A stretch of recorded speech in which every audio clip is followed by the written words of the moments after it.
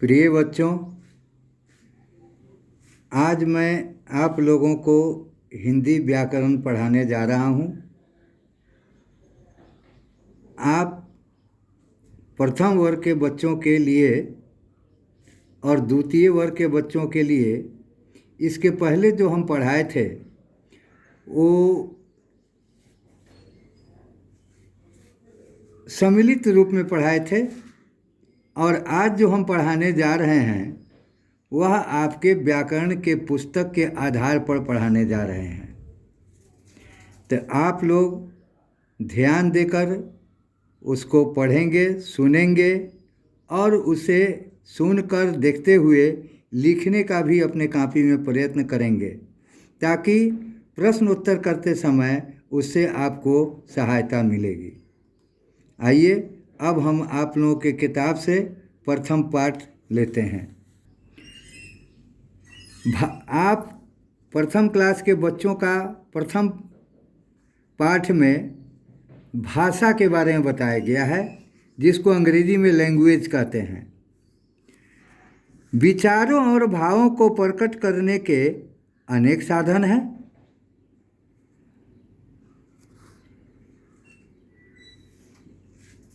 तो आप अपने पुस्तक में कुछ चित्रों को यहाँ देख रहे हैं।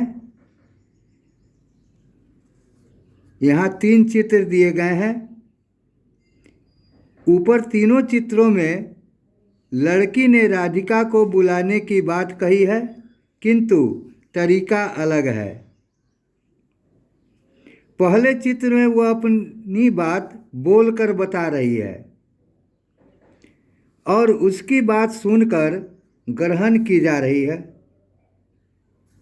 दूसरे चित्र में वह अपनी बात लिखकर बता रही है और उसकी बात पढ़कर ग्रहण की जा रही है।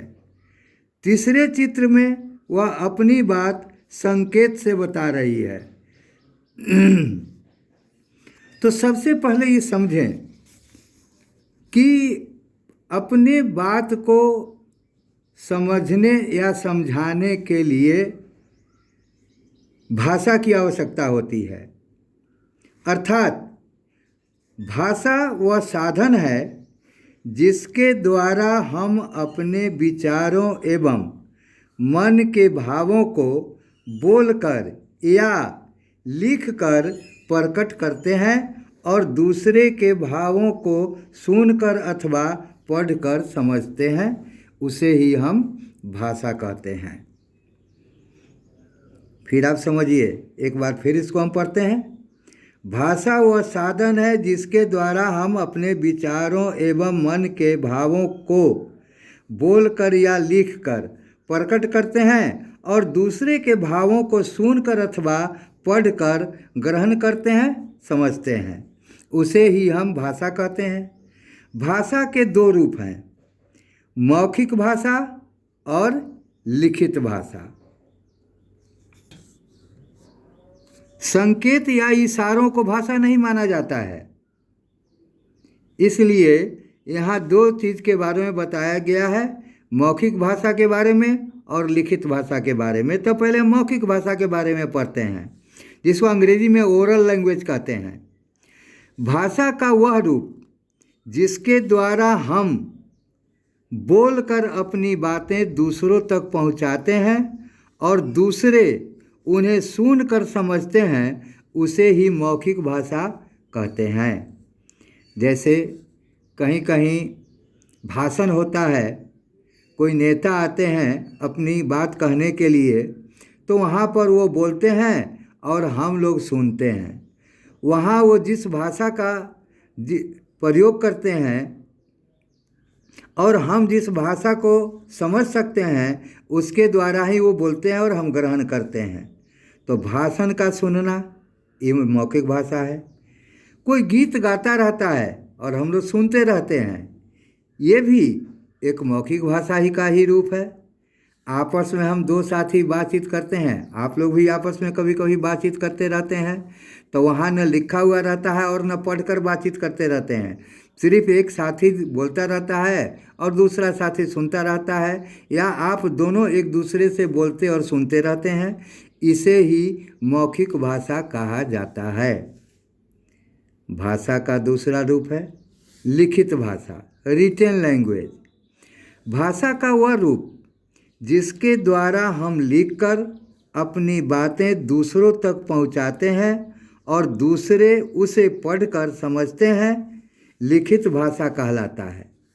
जैसे पुस्तक, आप सभी लोग अपने अपने विद्यालय में पुस्तक पढ़ते हैं, वो लिखित रूप में है, अर्थात वह लिखित भाषा का उदाहरण है। समाचार पत्र पढ़ते हैं, अखबार पढ़ते हैं, न्यूज़पेपर पढ़ते हैं, वो लिखा हुआ होता है, और जो लिखा होता है वह आप पढ़कर उसे समझते हैं। तो समाचार पत्र भी लिखित भाषा का ही एक रूप है। आप चिट्ठी कहीं से आपके पास आती है या आप कहीं चिट्ठी डालते हैं, तो आती है तो आप पढ़ते हैं, या आप डालते हैं तो वहाँ जहाँ जाती है वो चिट्ठी, वहाँ के लोग उसे पढ़कर ही उसे समझते हैं। तो पत्र भी एक लिखित भाषा का ही रूप है। तो लिखना, पढ़ना और समझना, लिखित भाषा का ये 3 गुण है कि भाषा को लिखा जाता है, भाषा को पढ़ा जाता है और लिखे हुए को पढ़कर उसे समझा जाता है। अर्थात हमें इतना याद रखना चाहिए कि भाषा हमें बोलने और लिखने का ढंग सिखाता है। अब यहाँ हमारे देश में बहुत सी भाषाएं बोली और लिखी जाती हैं, जैसे हिंदी, अंग्रेजी, बंगला, गुजराती, तेलुगु, मराठी, असमी, और आपके विद्यालय में उर्दू भी पढ़ाई होती है। ये सभी भाषाएं हैं। मातृभाषा हम अपने आप सीख लेते हैं अपने आसपास के माहौल से, कि मातृभाषा जो है जहाँ हम लोग जन्म लेते हैं, जहाँ हम बड़े होते हैं धीरे धीरे, और जो हम पहले बोलना सीखते हैं वही हमारी मातृभाषा कहलाती है, और वह हम अपने परिवार, समाज और ग्रामीण स्तर पर उसे ग्रहण करते हैं, उस भाषा को ग्रहण करते हैं। तो फिर समझ लीजिए इसको, भाषा विचारों के आदान प्रदान का साधन है। भाषा के 2 रूप हैं, लिखित और मौखिक। अब अभ्यास में हम आते हैं, जरा प्रश्न को देखने का कोशिश कीजिए, समझिए, सुनिए। पहला है कि भाषा किसे कहते हैं। तो जो हम आप लोगों को भाषा की परिभाषा बताए हैं उसे अगर सुन समझकर अच्छी तरह याद कर लेंगे तो इस प्रश्न का उत्तर आप स्वयं ही दे सकते हैं। भाषा के कितने रूप हैं उनके नाम लिखें, ये भी आप स्वयं कर ले सकते हैं। 3 भाषाओं के नाम लिखो। आपको हम बताए हैं पहले ही कि हमारे यहाँ कई तरह की भाषाएं बोली जाती हैं, गुजराती, बंगाली, तेलुगु, मलयालम, मराठी, असमी, उर्दू आदि। तो 3 भाषाओं के नाम भी आप लिख ले सकते हैं। अब है खाली स्थानों को भरना। डैश द्वारा हम अपने विचारों को दूसरे तक पहुंचाते हैं। किसके द्वारा पहुंचाते हैं ये हम पहले बता चुके हैं आप लोगों को। बोलते समय या सुनते समय आप डैश भाषा का प्रयोग करते हैं। अब यहाँ आपको कौन सी मौखिक भाषा का प्रयोग करते हैं कि लिखित, वो अपने आप समझकर इसको भरना है। भाषा आपके डैश को प्रकट करती है। भाषा हमारे कौन सी को प्रकट करती है, सो आपको परिभाषा में दिया हुआ है कि भाषा क्या करती है।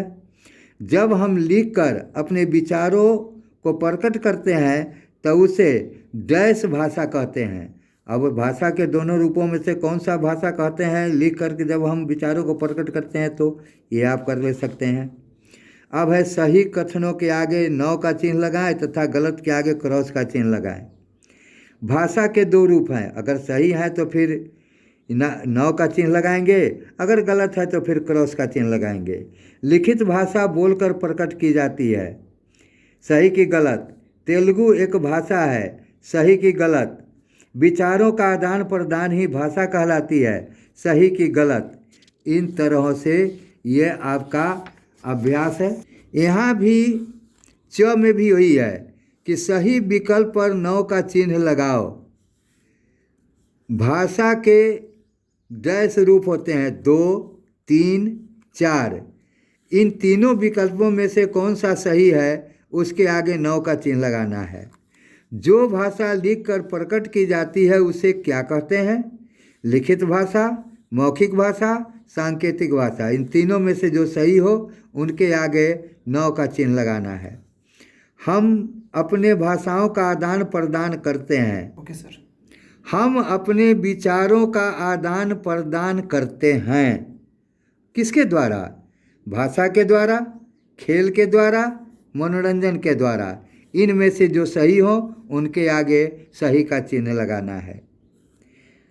अब रचनात्मक कार्य के लिए आप अपने घर में और आसपास में कौन सी भाषा का प्रयोग होता है लिखिए। आप जिस समाज में रहते हैं उस समाज में सभी लोग किस भाषा में बात करते हैं, आपस में किस भाषा का प्रयोग करते हैं, उनका नाम आप लिखिए। दूसरे चित्र में आपको दिए गए चित्रों को देखकर लिखिए कि इनमें भाषा के किन रूपों का प्रयोग हो रहा है। पहला में, दूसरा में और तीसरे में। पहला में बोलकर है, सुनकर है या लिखकर है। दूसरा में पढ़कर है कि लिखकर कि बोलकर है कि क्या है। और तीसरे में भी वही है कि इन तीनों में से किस रूप में यह तस्वीर दर्शाता है, किस रूप को। तो इस तरह से बच्चों, आप लोग अगर सही ढंग से मेरे पढ़ाए हुए बातों पर ध्यान देंगे, उसे अच्छी तरह पढ़ेंगे, तो हमें पूरी उम्मीद है कि इन सारे प्रश्नों को हल करने में आप लोगों को कोई कठिनाई नहीं होगी। आप लोग स्वयं ही अच्छे ढंग से तमाम प्रश्नों को हल कर पाएंगे। इसके लिए मैं आशान्वित हूँ और इसी आशा के साथ मैं अपने वक्तव्य को विराम देता हूँ। धन्यवाद।